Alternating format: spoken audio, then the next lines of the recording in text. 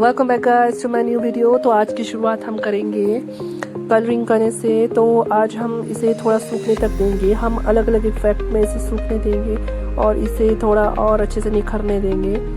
Design के साथ इसका कलरिंग वगैरह का इफेक्ट भी आना चाहिए, तो इसलिए मैं इसे पहले सूखने देना चाहता था। और इससे सूखने के बाद जो इफेक्ट आता है उसे दिखाने के लिए पहले हर एक लेयर बाय लेयर, जैसे जो दूर है तो वो ज़्यादा लाइट होगा, जो पास है वो डार्क होता जाएगा, डार्क डार्क डार्क। तो उसका इफेक्ट दिखाने के लिए पहले मैंने इसे सूखने का इंतज़ार किया और मैंने लाइट का इस्तेमाल किया।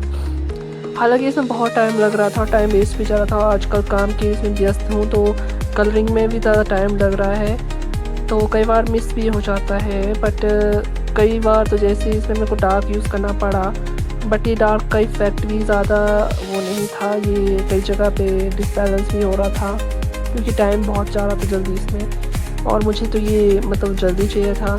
इसके बाद तो और भी कई सारी लेयरिंग थी, बट फिर भी ये हो नहीं रहा था।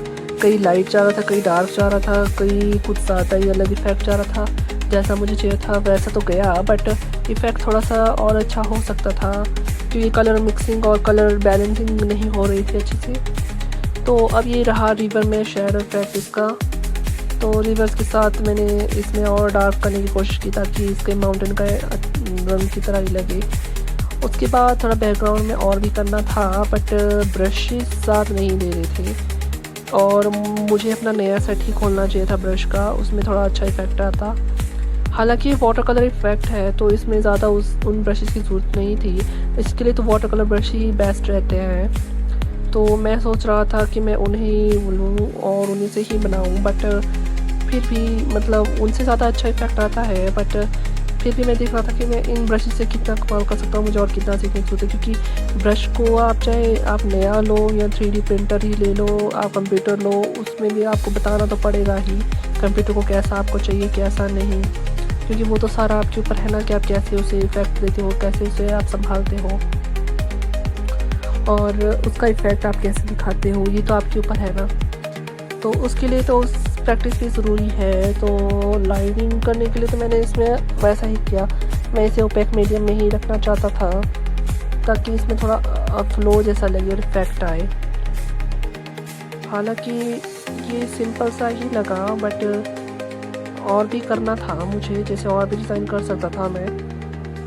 जैसे इसमें 2 लंबे पेड़ थे जो मैंने इसके सूखने के बाद इंतज़ार किया, बट वो पेड़ थोड़े गड़बड़ा गए क्योंकि ब्रश कई जगह से मोटा हो रहा था, कई जगह से पानी छोड़ रहा था और कई जगह से तो छोड़ ही नहीं रहा था, तो उसमें सूखा इफेक्ट भी आ रहा था। और बीच बीच में मुझे कहीं और जाना पड़ रहा था, कभी आवाज़ मतलब कि जैसे बोलते हैं ना फैमिली इसी टाइम पे काम निकालती है या फिर कुछ और ही जॉब निकल आ जाती है या कुछ और काम आ जाता है, जैसे बारिश आ जाती है वगैरह वगैरह, तो उस जगह में जाना पड़ता है, तो तब तक तो सूख भी जाता है।